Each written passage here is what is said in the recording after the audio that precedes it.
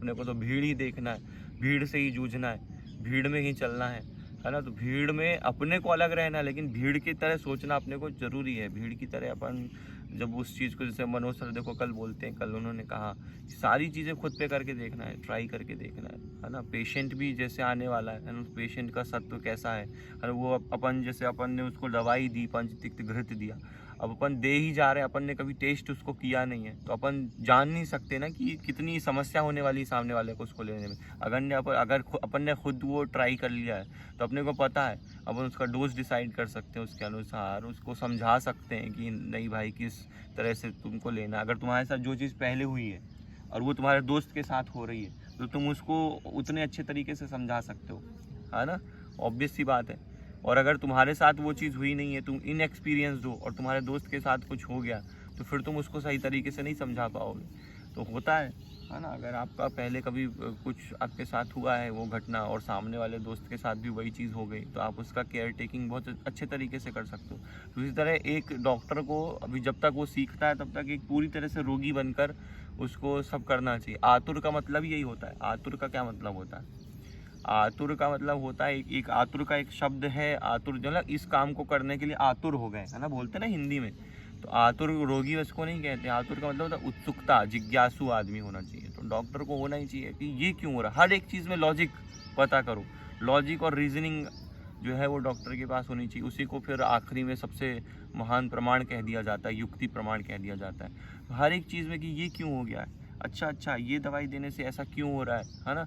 अपन पढ़ते हैं वो सारी चीज़ें, उसका वीर्य पढ़ते हैं, उसकी पोटेंसी पढ़ते हैं, है ना। तो वो दर्द क्यों हो रहा है अपने को पता होना चाहिए, खुजली क्यों होती है अपने को पता होना चाहिए। अपन केवल लक्षणों के रूप में पढ़े थे कि खुजली होती है, दर्द होता है ना, जलन होती है, क्यों हो रहा है ये सब, है ना। और खुद में उसको अगर आपके बॉडी में खुद हो रहा है तो फिर उसको ऑब्जर्व करो, है ना। एक डॉक्टर को पूरा का पूरा बोले ना भगवान की तरह तैयार रहना चाहिए हर एक चीज़ के लिए। मतलब डॉक्टर होना इतना आसान काम नहीं है, इसीलिए डॉक्टर की डिग्री सबसे लंबी होती है।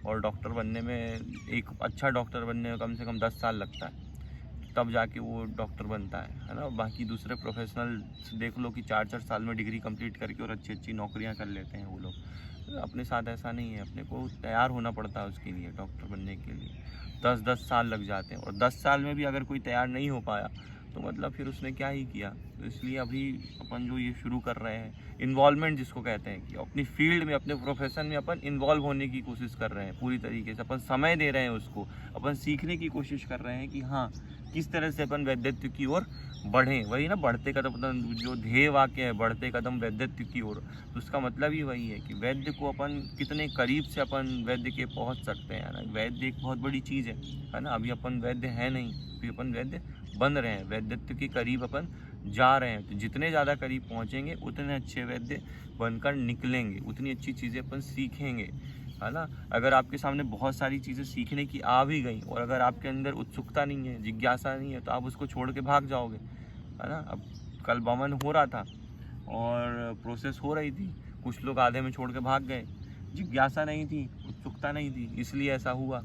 जिज्ञासा और उत्सुकता रहती कि नहीं आज तो हम पूरा देखेंगे ही देखेंगे, बड़े दिन बाद मिलता है और ऐसा सौभाग्य किसी को नहीं मिलता है, तो हम पूरा देखेंगे, है ना। भले ओपीडी हो या कुछ भी हो।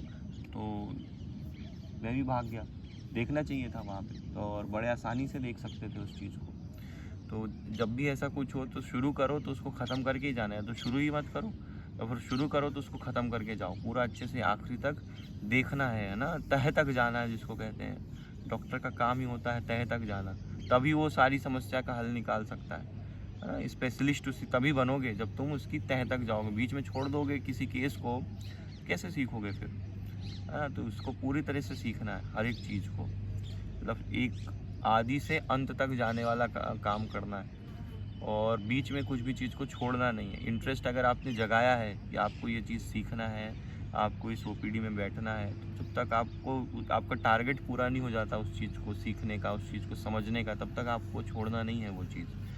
तो ये इस बात का अपने को ध्यान रखना है। उसी तरह पेशेंट का साथ भी, जब तक पेशेंट ही या तो आपसे दूर नहीं हो जाए, आपके बस की वो व्याधि असाध्यता की ओर नहीं बढ़ जाए, तब तक आपको उसका इलाज करते रहना है, जोर लगा देना है पूरा का पूरा। समर्पण चाहिए डॉक्टर बनने के लिए, और वो समर्पण धीरे धीरे कम होता दिखता है। समर्पण वैद्यों में नहीं रहता है, वो केवल पैसा कमाने का ज़रिया हो गया है। हर एक चीज़ इंसान को आखिरी में अल्टीमेटली चाहिए पैसा, लेकिन अपना ये उद्देश्य नहीं है। पैसे के साथ में अपने को कुछ देना भी है समाज को, है ना। अपन जब तुमने फर्स्ट ईयर में एडमिशन लिया होगा, तुमसे जब ने पूछा होगा लोगों ने कि तुम डॉक्टर क्यों बनना चाहते हो, सब लोगों ने बोला होगा हम समाज की सेवा करना चाहते हैं, देश की सेवा करना चाहते हैं, समाज को कुछ देना चाहते हैं। तो ये जब तुम बन जाते हो उसके बाद ये कहाँ चला जाता है, ये चीज़ जो तुम्हारे अंदर की भावना है वो तुम्हारे बाद में, तो तुम बन गए ना, अब तुम देने की बारी आ गई, तो वो दो भी, है ना। लेके इंसान कुछ जाएगा नहीं। जब इंसान मरेगा तो यहाँ से लेके कुछ भी नहीं जाएगा, वो उसके हाथ में कुछ भी नहीं रहने वाला है। चाहे कितना भी पैसा कमा लें, कितनी भी इज्जत कमा लें, कुछ भी नहीं रहने वाला। तो अगर तुमने समाज को दे के गए हो, तुम इस पूरे शरीर में जो तुम्हारे अंदर क्षमताएं हैं, जो कैपेसिटी है, उसका तुम कुछ करके गए हो, तो फिर तुमको लोग याद रखेंगे जीवन भर। मरने के बाद भी तुम इस संसार में ज़िंदा रहने वाले हो, तुम्हारा नाम चलने वाला है। तो वो टारगेट तक अपने को पहुंचना है कि मरने के बाद भी लोग अपने को याद रखें। तो ऐसा तभी होगा जब तुम इस समाज को, इस राष्ट्र को कुछ दे के जाओगे। और वो दे के जाने वाला कॉन्सेप्ट ज़्यादा सही है, मोक्ष की ओर ले जाता है वो चीज़ आपको। आत्मा जो है, अपने पढ़ते हैं रचना शारीर में, आत्मा जो है, आत्मा बहुत निर्विकार और अचेतन है वो, है ना। वो जब पुरुष से, जब वो प्रकृति से मिलती है तब उसमें चेतनता आती है। जब उसको शरीर और मन और इंद्रियां और बुद्धि और प्राण मिलते हैं तब उसमें चेतनता आती है। आत्मा कभी बीमार नहीं होती, है ना, ये बात तुम लोग जान लेना। किसी भी इंसान की आत्मा जो है वो कभी बीमार नहीं होती, वो केवल दर्शक है, वो बैठ के देखती है इस शरीर में क्या हो रहा है ना। शरीर बीमार हो रहा है, स्थूल शरीर बीमार हो रहा है, मन, इसीलिए मन बीमार होता है। कभी तुमने सुना, अभी इतनी दिन से अपन संहिता पढ़ रहे हैं, उसमें आत्मज रोग सुने तुमने कहीं कि मन मानसिक रोग सुने और शारीरिक रोग सुने। आत्मा का कोई रोग नहीं होता, वो केवल बैठ के देखती है कि साला इसके शरीर में चल क्या रहा है। जब तक उसको सहन होता है कि हाँ मैं सह लूँगी, रह लूँगी यहाँ, है ना, तब तक वो रहती है। और जैसे ही उसको रियलाइज़ हो गया कि नहीं ये अब ख़त्म, बिल्डिंग खंडहर हो रहा है शरीर, अब इसको छोड़ के जाना है, तो वो छोड़ के और चली जाएगी। और तुरंत के तुरंत इंसान ख़त्म, शरीर ख़त्म, मन ख़त्म, बुद्धि ख़त्म, प्राण ख़त्म, अहंकार ख़त्म, सब ख़त्म वहीं के वहीं। और आत्मा को नया शरीर ढूंढ लेगी वो, है ना। उसको नया शरीर चाहिए स्वस्थ रहने के लिए। तो आत्मा एक दर्शक है, उसको कुछ भी नहीं पता वो कि आपके शरीर में कौन सी बीमारी हो रही है, क्या हो रहा है, वो बैठ के देख रही है आराम से।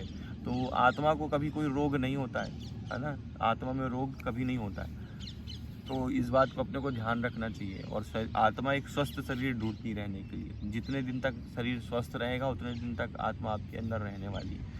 इसीलिए ये जो सिस्टम बना हुआ ना मरने का, जो कभी बीमार नहीं होता लेकिन फिर भी वो मरता है। क्यों मरता है? क्योंकि उसका शरीर धीरे धीरे कमज़ोर होता चला जाता है। तो कमज़ोर तो होना ही है ना। बीमार तो धीरे धीरे आपको, वृद्ध अवस्था एक बीमारी की अवस्था है, तो बीमार तो आपको ही नहीं है। लेकिन बीमार कब होना है? जब आप धर्म, अर्थ, काम और मोक्ष इनकी ओर बढ़ जाओ। उसके बाद फिर आप वृद्ध हो गए, बीमार हो गए, तो फिर आत्मा को छोड़ के चली जाएगी। पुरुषार्थ, पुरुष को भी आत्मा बोला गया है ना। आयुर्वेद में जब अपन देखेंगे तो पुरुष को आत्मा बोला गया, और धर्म, अर्थ, काम और मोक्ष को पुरुषार्थ कहा गया है। मतलब वो आत्मा के अर्थ है, आत्मा वो करवाने आई है आपसे, इस संसार में आपको पैदा किया है। तो मतलब वो चार चीज़ें आपसे वो लेना चाहती है। उसको कोई मतलब नहीं है कि आप किस घर में पले बड़े हो, आपने शादी की है नहीं की है, आपने क्या कर रहे हो, कौन सी नौकरी कर रहे हो, कुछ भी नहीं कर रहे हो। आप अपना धर्म, अर्थ, काम की प्राप्ति करो और मोक्ष तक जाओ, उसका यही काम है। और मोक्ष तक पहुंचने का रास्ता धर्म, अर्थ और काम से होकर ही जाता है।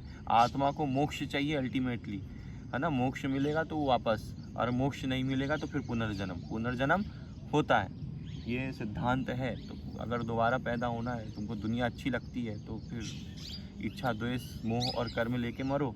और अगर तुमको चाहिए कि तुम वहाँ तक पहुँच जाओ, ऊपर तक, भगवान तक, जो भी जहाँ भी इस यूनिवर्स की जो सुपर नेचुरल पावर्स में विलीन हो जाओ जाके, तुमको अब नहीं पैदा होना है, नहीं भुगतना है। भुगतने आते हैं अपन, तो फिर मोक्ष की ओर जाओ। और धर्म अच्छे से करो, अर्थ अच्छे से प्राप्त करो, काम, अपनी डिज़ायर्स अच्छे से प्राप्त करो, अच्छी संतान उत्पन्न करो, उसको अच्छे चरित्र और शिक्षा दो ताकि वो भी आपसे अच्छी अच्छी चीज़ें सीखे, है ना। तो अपने को सीखते रहना। अब तुमको सबको लगता होगा कि लाइफ में कुछ तो रह गया, बचपन से हमने ये, हमारे साथ ये ऐसा अच्छा हुआ होता तो हम और अच्छे हो जाते।